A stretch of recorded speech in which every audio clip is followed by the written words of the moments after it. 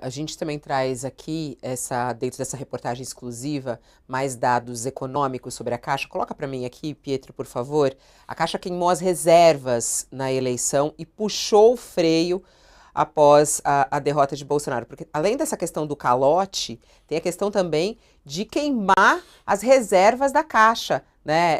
Essa é uma questão forte, inclusive, né? Porque traz justamente a falta dos recursos para que a Caixa pudesse fazer novos investimentos. Explica para a gente também esse dinheiro da reserva da Caixa que já foi embora por conta desses projetos.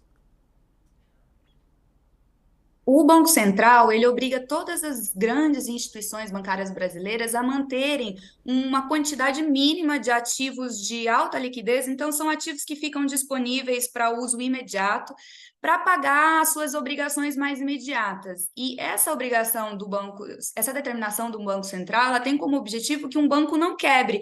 Isso surgiu depois da crise dos bancos, da crise de 2008 nos Estados Unidos, em que alguns bancos quebraram exatamente por isso, porque eles não tinham essa liquidez de curto prazo para custear suas obrigações imediatas. E o que aconteceu foi que esse índice da Caixa, ele caiu de uma forma impressionante nos últimos anos do governo Bolsonaro. Essa queda continuou de forma muito acentuada no ano eleitoral e ali, após as eleições, atingiu o pior patamar. Então, agora, e é muito importante a gente dizer que ainda tem o que a gente descobrir em relação a isso, porque os dados que a gente revela nessa reportagem, os dados que estão disponíveis, são dados que todos os bancos têm obrigação de divulgar. Então, banco privado e banco estatal. A Caixa é um banco estatal que deveria ter uma transparência maior. Ela está sujeita, por exemplo, à lei de acesso à informação. Então, a gente deveria ter condições de saber mais detalhes sobre esses indicadores para entender de fato o que aconteceu com a saúde do banco estatal logo após as eleições. Mas isso ainda não aconteceu.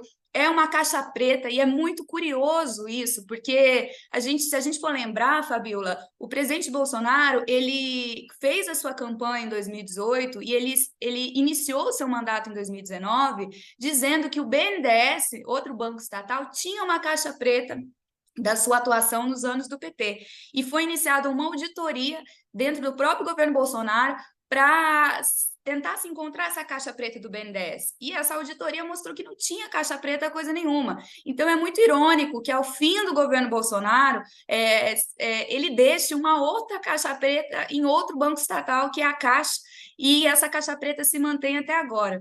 E para tentar explicar mais ou menos por quê, né, que esses indicadores eles são piores do que a gente está vendo nos números, porque os números que o Banco Central determina que todos os bancos, privados ou estatais, divulguem, eles são trimestrais. E os dados do trimestre, do último trimestre do ano, eles escondem o que aconteceu de verdade na Caixa, porque a Caixa fez movimentos que se anulam no último trimestre. Então, no mês de outubro, primeiro mês do último trimestre, a Caixa fez uma liberação massiva de recursos. Foi em outubro que ela operou o consignado do Auxílio Brasil, foi entre os turnos da eleição. Então, em 20 dias foram quase 8 bilhões de reais fornecidos. Então, houve ali uma sangria no caixa da Caixa em outubro. E logo depois que Bolsonaro perdeu, a gente já revelou isso em outra reportagem do UOL no começo desse ano, a Caixa suspendeu o consignado do Auxílio Brasil na surdina e começou a implementar uma política de austeridade para tentar segurar essa sangria. Então, o que a gente precisava ter conhecimento para saber exatamente o que aconteceu na Caixa são dos dados depois das eleições. O UOL está tentando isso, inclusive pela Lei de Acesso à Informação, e até agora não conseguiu. Mas a gente recorreu e estamos tentando ainda abrir essas informações, porque elas são de interesse público. Em que medida a Caixa comprometeu as suas contas internas para poder emprestar mais entre os turnos das eleições para um público que era o público em que Bolsonaro mais tinha Uhum. dificuldade de avançar.